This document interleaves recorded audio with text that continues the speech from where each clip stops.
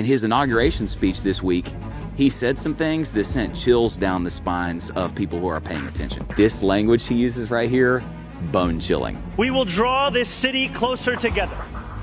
We will replace the frigidity of rugged individualism with the warmth of collectivism. We're going to replace the frigidity of rugged individualism with the warmth of collectivism.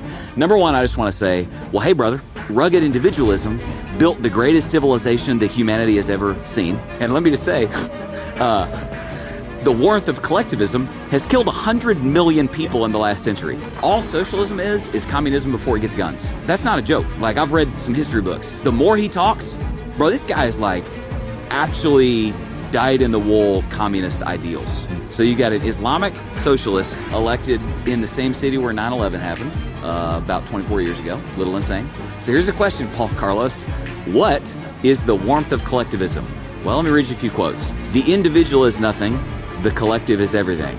Joseph Stalin. The interests of the individual must be subordinate to the interests of the collective. That's Mao. Everything in the state, nothing outside the state, nothing against the state. And by the way, the state is the collective. That was Benito Mussolini. And then you have, we'll replace rugged individualism with collectivism.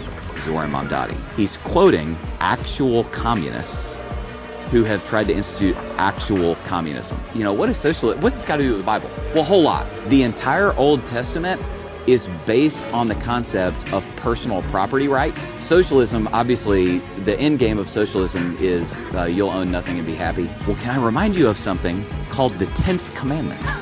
You shall not covet your neighbors, and then it lists a bunch of stuff your neighbor. So literally into the Decalogue, one of the 10 commandments is the assumption of personal property rights over against the state being able to infringe those things. The vast majority, if not all, of communist regimes, they're atheistic. So again, the big idea is once you remove God from the picture, there is no authority higher than the government. And once that happens, you remove God, the government becomes God. The government becomes the highest authority in the system. Christians have to learn to think and apply their worldview to governance. Here's why.